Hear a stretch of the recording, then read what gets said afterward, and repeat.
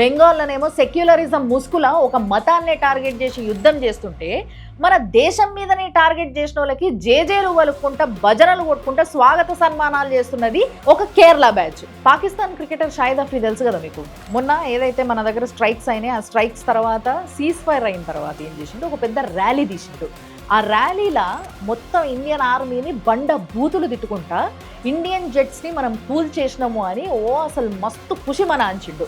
అట్లాంటి వ్యక్తిని దుబాయ్లో ఉన్న ఒక కేరళ బ్యాచ్ ఏదైతే కొచ్చిన్ యూనివర్సిటీ అని ఒక యూనివర్సిటీకి సంబంధించిన ఏదో ప్రోగ్రామ్ అవుతుంది ఆడ, ఆ ప్రోగ్రామ్కి ఆయనను గెస్ట్గా ఇన్వైట్ చేసిందే కాకుండా ఆయన వస్తుంటే ఆయనకి సప్పట్లు కొట్టుడు భజనలు చేసుడు చేసిండ్రు. అదే అంటారు కదా, కేరళని బాగా లిటరసీ ఎక్కువ ఉన్న స్టేటు అని చెప్పేసి బాగా చదివి ఉన్నమతి పోయింది అన్నట్టు. వీళ్ళకి ఇండియన్ మిలిటరీని బూతులు తిట్టినోనికి వీళ్ళు భజన చేస్తున్నారు వీళ్ళు. అదే కాదు, పాకిస్తాన్కి గూఢాచారం చేసిన జ్యోతి మల్హోత్రా కాశ్మీర్ నుంచి కన్యాకుమారి వరకు మస్తుగా తిరిగింది. అయితే ఆ పిల్ల కేరళకి ట్రిప్కి పోయినప్పుడు ఆ ట్రిప్ను మొత్తం స్పాన్సర్ చేసింది సాక్షాత్తు అక్కడి సీఎం పినరై విజయన్ వాళ్ళ మేనల్లుడు మొహమ్మద్ రియాజ్. ఆయన టూరిజం మినిస్టర్ కూడా.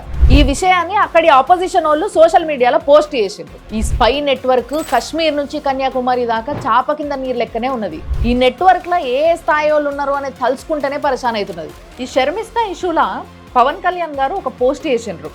ఈమె ఇష్యూని అడ్రస్ చేస్తూ ఏదైతే బెంగాల్లో జరుగుతుందో అది చాలా అన్యాయం.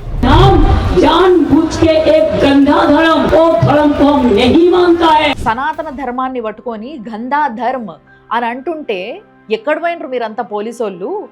ఈ రోజు ఆ పిల్ల పెట్టిన పోస్ట్ కోసం అపాలజీ కూడా చెప్పింది, అయినా కూడా వదలకుండా తీసుకుపోయి జైలు వేసిండ్రు. మరి ఆ టీఎంసీ వాళ్ళు, ఆ టీఎంసీ ఎంపీలు వాళ్ళు ఎంత గలీజ్గా పోస్ట్ పెట్టిండ్రు. మరి వాళ్ళపైన ఎటువంటి యాక్షన్ తీసుకోలేదు. Nation is watching you, act justly అని చెప్పేసి చాలా సెన్సిబుల్గా ఒక పోస్ట్ పెట్టిండు.